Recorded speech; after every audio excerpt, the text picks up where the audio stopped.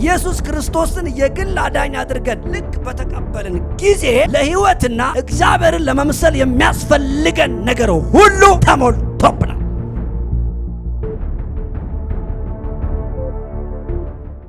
ለምሳሌ ናይጄሪያ ውስጥ ወንጀል የቀነሰው የከተማይቱ የመንግስት ስትራክቸር ሲሪየስ ስለሆነ አይደለም፣ ጠንካራ ስለሆነ አይደለም።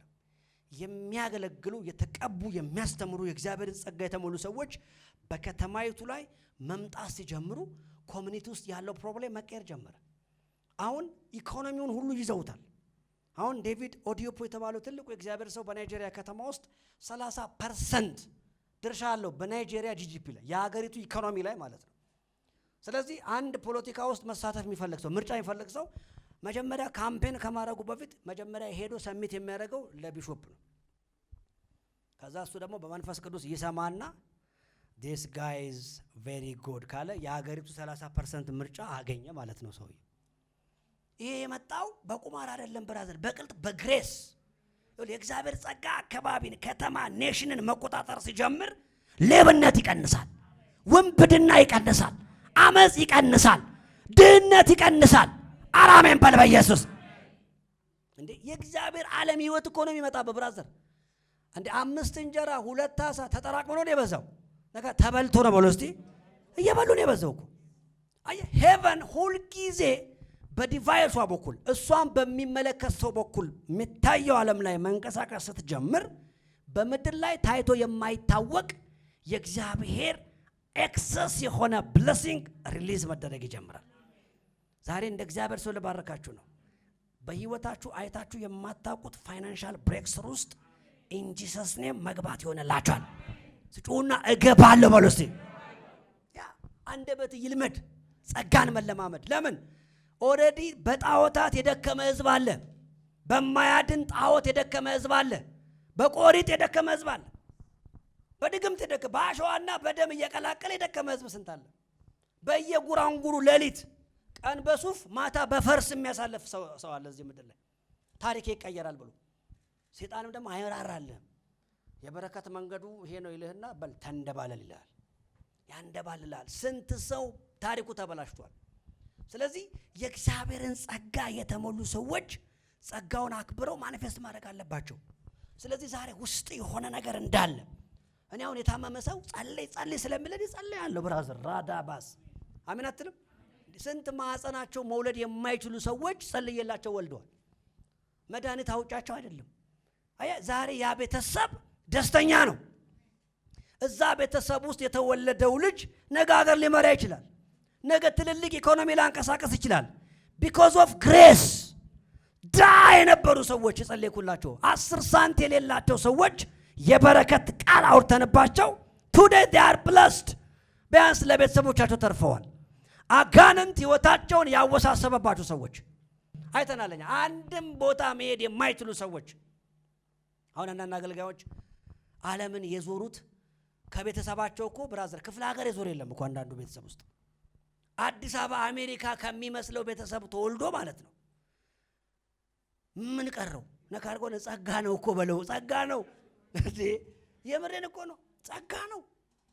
ይሄ ህይወትን የሚያቀል መንገድ ነው። በብርቱ መፈለግ አለብህ። ልባርካችሁ ዛሬ በጌታ ምስክሬ ነው። አንዳንዶቻችሁ ውስጥ እንደ መድኃኒት የምትፈለጉበት እንደ መድኃኒት ዛሬ ልባርካችሁ። እግዚአብሔር ምስክሬ ነው። በግድ ስራ ቦታ አትገባም ከዚህ በኋላ። ልብህ ያልሰጠ ቦታ ላይ እድሜን አትጨርስም። ናና ሶፔኔ ለብዙዎች በረከት ወደምትሆንበት መለኮታዊ ፕሮግራም ውስጥ ዛሬ በኢየሱስ ስም መግባት ትጀምራለህ። ካትሪን ኩልማን ሁላችሁም የምታውቋት በአሜሪካ ታሪክ ውስጥ ማለት ታሪክ ወደ ኋላ የማይረሳቸው ሰዎች አሉ። አንድ ትንቢል ከዚህ በኋላ ከ50 ዓመት በኋላ ከ100 ዓመት በኋላ ጌታ እስኪመጣ ከ200 ዓመት በኋላ ምናልባት የሚኖር ትውልድ ወደ ኋላ ዘመን ሲቆጥር በታሪክ ምዕራፍ ውስጥ የማትረሱ ሰዎች ትሆናላችሁ። የሆነ ዓመት የናንተ ነው። እኔ ሰዎች እዚህ ቤት ካሉ አሜን ይሉኛል። የሆነ እድሜ የሆነ ካሌንደር አይረሳም በጌታ በኢየሱስ ስም። ወደ ኋላ ዘመን ሲቆጠር ብዙ ነገር ሲወራ የሆነ ዘመን ላይ የናንተ ሲዝን የማይጠፋበት ይሆናል እንጂ ሰስነ አሁን እዚህ ካትሪን የምትባለው በጣም ምስኪን ደካማ ለዛው ማለት ፐርፌክት ውመን ያልሆነች በቃ ህይወቷም ምንም እንትን ግን ወረደባት እና በጣም የሚገርመው ነገር እርሷ ወደ አንድ ከተማ ስትገባ 17 ኪሎ ሜትር ላይ የቢራ ጠርሙሶች መውደቅ ይጀምራሉ። አይገርምም? የቢራ ጠርሙሶች ከተደረደሩበት ይፈጠፈጣሉ። እንኳን ሰው ይኸውልህ እነኚህ ሰዎች ሊዝናኑ የሚሰበሰቡባቸው የተቀመጡ ዕቃዎች እሷ ላይ የነበረውን የእግዚአብሔርን ግሎሪ መቋቋም አይችሉም፣ ይፈጠፈጣሉ። ዛሬ ጌታ አምላክ መሰከሬ ነው። ተራ ሆነ ኖረ ተራ ሆነ አይጨርስም። የሆነ ክብር ይቀየራል። ዛሬ ይኸውልህ የሆነ ቀን ይቀየራል በኢየሱስም። ቻርልስ የተባለው ትልቁ የእግዚአብሔር ሰው አንድ ሰው የሚገርማችሁ ነገር ስዊዘርላንድ የሚባል ከተማ ላይ ለስልጠና ሄዶ መጠጥ ቤት ፈለገ እንደዚህ ማታ ምናምንና አጣ። እንዴ ምንድነው እዚህ ከተማ መዝናኛ ቤት የለም ሲባል አልሰማም እንዴ ያለው ምንድነው ሲባል የዛሬ 17 ዓመት በዚህ ከተማ ቻርልስ አልፏል አለው። ለካ ሰውየው በዛ ከተማ ሲያልፍ እዛ ከተማ ላይ ያለውን የመጠጥ አፒታይት ጠርጎት ሄደ። ወይኔ ጌታ ኢየሱስ ዛሬ በኢየሱስ ስም አንተ ሳታውቅ ያለፍክበት ቦታ ሁሉ ታሪክ መወራት ይጀምራል። እንዴ ሪቫይቫል የነገሰበት ከተማ ላይ አንዳንድ ቦታ ላይ እኮ ማለት ነው ፍርድ ቤት ፖሊስ ጣቢያ የሚከፈተው በአመት 2 ጊዜ ነው። እሱም ለጽዳት የሚታሰር የለም። ከተማይቱ ላይ ያለውን የወንጀል ስፒሪት በግሬስ በልተውታል። ሰው መውጊያ ይዞ ሽንኩርት ነው የሚከትፈው። ብራዘር ኩላሊት አይታየው እንዴ አሁን እኮ ሰው ስልክ አይደለም የሚታየው እኮ እንዴ በሰላም እንዴ የሰው እጅ ላይ ያለ በቃ ሊበላ እንደዚህ ቢላ ይዞ ልባርካችሁ ዛሬ እንዴ ወታደሮች እኮ ሌላ ስራ ስሩ ተባለ። ለምን? ወንጀለኛ ስለሌለ፣ ጦርነት ስለሌለ። አውሮፓ ላይና አሜሪካ ላይ ያለው የኢኮኖሚ ከፍታ የተረጋገጠው በፖሊሲያቸው እንዳይመስላችሁ በተቀቡ ሰዎች ነው። ህግ ውስጥ ገባ we trust in God ብሎ ሁሉ ህግ ውስጥ ሪቫይቫሉን ሲተውት ጸጋውን ሲተውት ነው ችግሩ መምጣት የጀመረው። አሁን ግን ኢትዮጵያ ውስጥ ተስፋ አለ። እኔ ለምን እንደምናገር እኔ አላቅም። ዛሬ ግሬስ ኢምፓርቴሽን ዴይ ነው። ሰምተናል ይሆነብናል። ሰምታል ይሆነብሃል። ነገር ሰምታል ይሆነብሃል በለው እስቲ። ግዴታ ነው በለው እስቲ። ደግሞ አንዳንድ ሰው የእግዚአብሔር ጸጋ በውስጡ እንዲገለጥ ከዚህ በኋላ ብጸልይ 15 ቀን ብዘጋ ምና ይኸውልህ እቅድ አታወጣ ብራዘር። አሁን አንዳንድ ሰው ችግሩ እዚህ ጋር ነው የሚጀምረው።